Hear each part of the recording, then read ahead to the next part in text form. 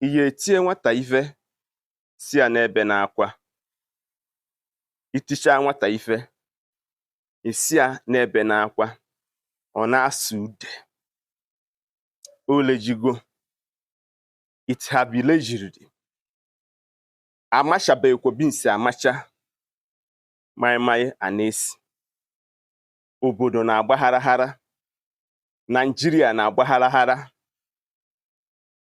Nke bụ ụgani adabeghịkwa. Ife anyị na-afụ bụ agụ ka anyị na-aya. Ọ na-eweta aka June, July, oge ka ị ga-ama ife a na-akpọ ụgani. Itinyere Peter Obi ife si ya n'ebe na-akwa. Ịgbawa aka nalụ nwata ife ruru yenu ka ife unu chere mpụtara ma nke a bụ.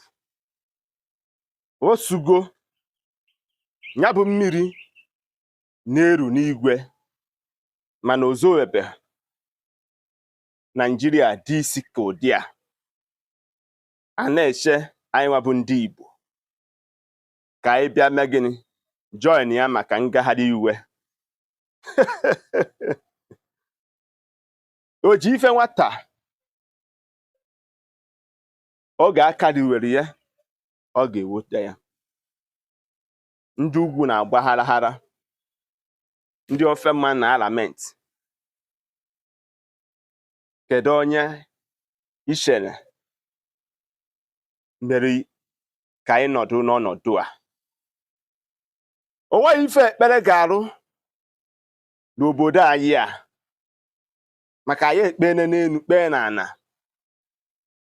Anyị ekpene maka Nigeria nọ n'ife oke egwu, na-ekpe maka bribing and corruption. Still yet, ife na n'ebe a na-ebe. It only require a manpower mechanism to fix Nigeria.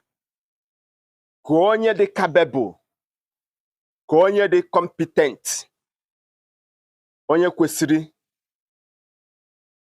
ka o dozie obodo anyị, ka a gbawara aka, nara ya ife nweta ya, nara ya ife dite ya, o wee baa akwa. Mba niile wee fụnya bụ ife. Nigeria youth niile fụna bụ ife ka ọ na-ebe akwa, anya mmiri wee na-drop n'ogogo national level. Iche na ya bụ ife na o nweghị ife ọ ga-apụta. Osugo ife niile na-akpara ọjị. Ka m gwa gị eziokwu, ka amaka ọjọna ndị Igbo ya kwudo, ka amaka ọjọna ndị Igbo ga na-emesi ihe ha na-eme ike. Ebere na-emere m maka ọnụ gburu ogiri asọ ya emecha nyere ogiri lacha. Ọ wụsịkwa ka ọ ha n'onu. Atụa inu nkịrịnka nkata, unu mana onye tara arụ ga-ama. Ndewonu, ka emesịanụ.